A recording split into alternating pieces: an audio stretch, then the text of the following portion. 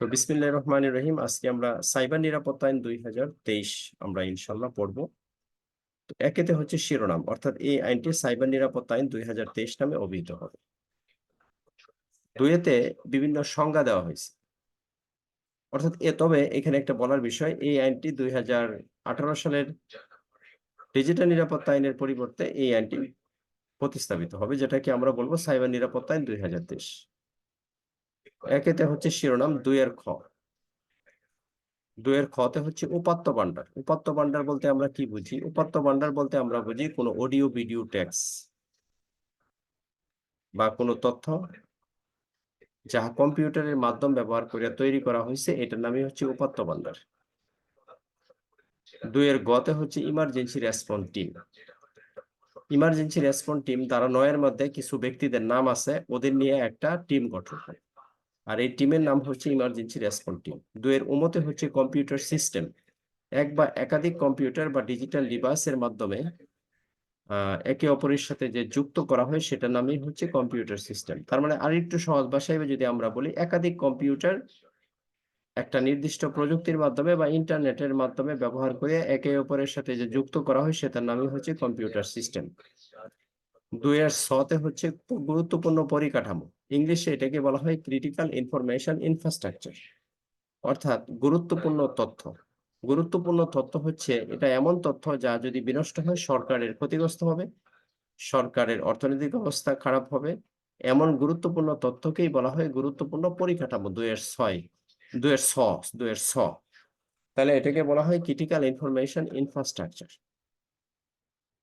Emergency response team, এটা তো আমরা মানে জাতীয় ইমার্জেন্সি রেসপন্স টিম একটা গঠন হবে, এটা পুলিশের তেমন কোনো কাজ নাই, ইমার্জেন্সি রেসপন্স টিম গঠন হবে আর কি। আচ্ছা, যাই হোক। এরপরে দুইয়ের নিয়তে হচ্ছে ডিজিটালের মানে কি? ডিজিটাল মানে হচ্ছে সহজ ভাষায় বলতে গেলে যুগ্ম সংখ্যা, বা আরো সহজ ভাষায় বলতে গেলে ডিজিট ভিত্তিক যে কার্য পদ্ধতি। আরেকটু বাংলা ভাষায় বলতে গেলে সংখ্যা ভিত্তিক যে কার্য পদ্ধতি, সেটার নামে ডিজিটাল। সংখ্যা ভিত্তিক যে কার্য পদ্ধতি সেটার নামই হচ্ছে ডিজিটাল, দুইয়ের নিয়ম। দুইয়ের টতে হচ্ছে ডিজিটাল ডিভাইস, কোনো ইলেকট্রনিক্স ডিভাইসকেই ডিজিটাল ডিভাইস বলা হয়। ঠিক আছে, এরপরে আমরা পড়ব প্রোগ্রাম। প্রোগ্রাম দুইয়ের ডতে হচ্ছে প্রোগ্রাম। প্রোগ্রাম মানে কি? প্রোগ্রাম অর্থ হচ্ছে আপনার কোনো সংকেত, ঠিক আছে, যার মাধ্যমে এই সংকেত প্রেরণের মাধ্যমে একটি ডিজিটাল ডিভাইসকে কর্মক্ষম করা হয়, বা সচেত মানে যেটাকে আমরা সচল করা হয় বলতে পারি। প্রোগ্রামের মাধ্যমে কোনো ডিজিটাল ডিভাইসকে সচল করা হয়। দুইয়ের থতে হচ্ছে বেআইনি প্রবেশ, অর্থাৎ যদি কোনো ব্যক্তি কোনো কর্তৃপক্ষের অনুমতি ছাড়া কোনো কম্পিউটার বা ডিজিটাল ডিভাইসে প্রবেশ করে, সেটা হচ্ছে বেআইনি প্রবেশ। দুইয়ের দন্তান্ন হচ্ছে মেলোয়ার। মেলোয়ার হচ্ছে এমন একটা বিষয় যার মাধ্যমে কম্পিউটার বা ইলেকট্রনিক্স ডিভাইসের ক্ষতি সাধন করা হয় বা তথ্য চুরি করা হয়, এটা নামে কি? মেলোয়ার। মেলোয়ার মাধ্যমে কোনো তথ্য চুরি করা হয়। দুইয়ের দন্তান্নতে হচ্ছে মেলোয়ার। আচ্ছা, এরপরে আমরা যাব মুক্তিযুদ্ধের চেতনা। মুক্তিযুদ্ধের চেতনা মানে কি? যে চেতনায় মানুষ উদ্বুদ্ধ হয়েছে। দুইয়ের পথে হচ্ছে মুক্তিযুদ্ধের চেতনা, যে চেতনায় মানুষ উদ্বুদ্ধ হয়ে মুক্তিযুদ্ধ করেছে, সেটা নামই হচ্ছে মুক্তিযুদ্ধের চেতনা, দুইয়ের প। দুইয়ের ফতে হচ্ছে সাইবার নিরাপত্তা। সাইবার নিরাপত্তা অর্থ হচ্ছে ডিজিটাল ডিভাইস বা কম্পিউটার ডিভাইসের নিরাপত্তাকে সাইবার নিরাপত্তা বলা হয়। ঠিক আছে, খুবই সহজ। এরপরে আমরা আরো দুই একটা ছোট ছোট সংজ্ঞা আছে, যেগুলো আমি পিডিএফটা দিয়ে দিব, কিন্তু এগুলো আমি পড়াচ্ছি না, কারণ এটা পুলিশের কাজের সাথে কোনো জড়িত না। এই জন্য আমরা এটাকে একটু অমিট, মানে এটা একটু মানে লেস করে গেলাম আর কি। তবে আপনারা রিডিং পরে একটু রাখবেন, রিডিংটা একটু পরে রাখবেন, দেখবেন যে কি আছে। আমি দিয়ে দিব পিডিএফটা। তিনেতে হচ্ছে আইনের প্রাধান্য, অর্থাৎ এ আইন পরিপন্থী যদি কোনো কাজ করে, তাহলে এই আইন অনুযায়ী বিচার হবে। এটি হচ্ছে আইনের প্রাধান্য, অন্য আইনে যাই থাক, ঠিক আছে, এই আইন অনুযায়ী বিচার হবে। চাইরেতে হচ্ছে অতিরাষ্ট্রিক। অতিরাষ্ট্রিকটা কি? কোনো ব্যক্তি বাংলাদেশের বাহিরে এ আইন বিরোধী যদি কোনো কাজ করে, তাহলে এই আইন অনুযায়ী বিচার হবে, কিংবা বাংলাদেশে বৈশা বিহারি কোনো অপরাধ করলে এই আইন অনুযায়ী বিচার হবে, কিংবা বাহিরে থেকে বাংলাদেশে যদি কোনো অপরাধ করে তাও এই আইন অনুযায়ী বিচার হবে। এটার নামই হচ্ছে অতিরাষ্ট্রিক। পাঁচেতে হচ্ছে এজেন্সি গঠন এবং কার্যালয়। এই ডিজিটাল নিরাপত্তা আইনকে কর্মক্ষম করার জন্য বা এটা ফলদায়ক করার জন্য উদ্দেশ্য পূরণ করবে একটা এজেন্সি গঠন হবে, আর এই এজেন্সির কার্যালয় থাকবে ঢাকায়। হচ্ছে 5। ছয়তে হচ্ছে মহাপরিচালক নিয়োগ। তাহলে একটা এজেন্সি যদি হয়, একটা যদি গ্রুপ গঠন করা হয়, তাহলে এটার মহাপরিচালক লাগবে না, এটার প্রধান নিয়োগ দিতে হবে না? যে কোনো ইউনিটের একজন প্রধান আছে না, তাহলে এই এজেন্সির একজন মহাপরিচালক নিয়োগ হবে। এবং শুধু মহাপরিচালক দিয়ে তো আর কাজ হবে না। তাহলে 6-তে হচ্ছে মহাপরিচালক নিয়োগ, 7-এ হচ্ছে এজেন্সির জনবল নিয়োগ। এটা পুলিশের কোনো কাজ নেই, তথাপি ধারাটার সমন্বয় করার জন্য বা সিরিয়াল মেনটেন করার জন্য ধারাগুলি আমি এভাবে পড়তে হবে।